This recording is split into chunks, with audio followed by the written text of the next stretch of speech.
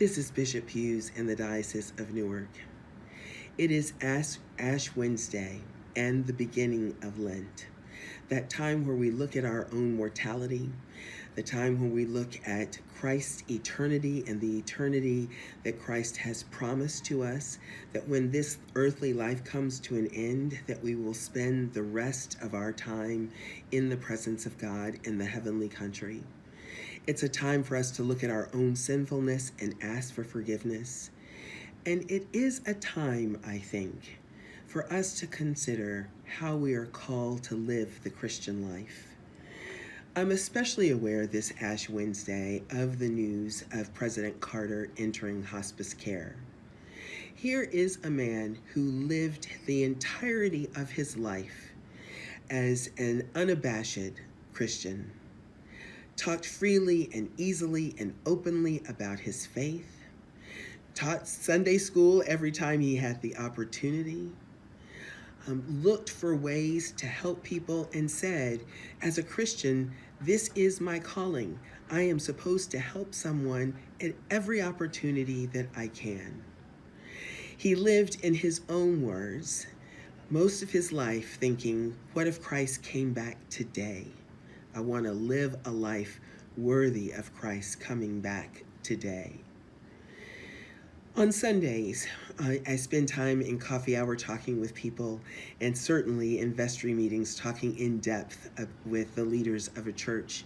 And very often they ask me, what can I do in order to help grow our church? And I encourage them to do the one thing that is probably the most impactful for all of our churches, and that is to live your faith out loud. To let people know that you are a faithful person. Let them know that you're praying for them. Let you know that your version of Christianity, the God that you believe in, calls you to help out people. And that the place where you worship, the Episcopal Church, is a one that believes that all of God's people are beloved and all of God's people are welcome in church. Very often in those conversations at coffee hour and in vestries, someone then tells me how hard it is to be a faithful person in this part of the country. That they are worried or afraid of the reaction if they tell someone, I'm even praying for you. That they don't even want to say those words out loud.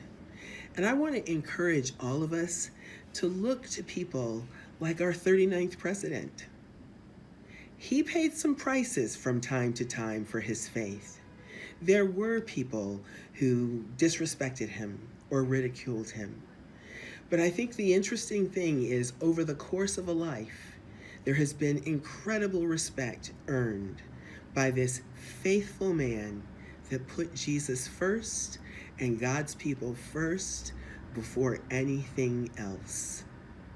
I want to invite you this Lent to find your version of doing that.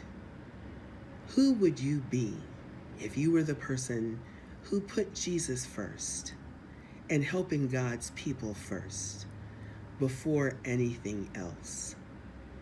Who might you be if you were the person that said, I'm going to hold you in prayer, and it is important for me, for you to know that you are beloved by God and that I am praying for you?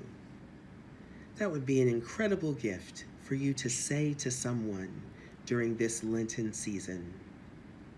This is how we live the Christian faith. And I don't know about you, but I'm incredibly grateful to President Jimmy Carter for being an example to us all for how to do this.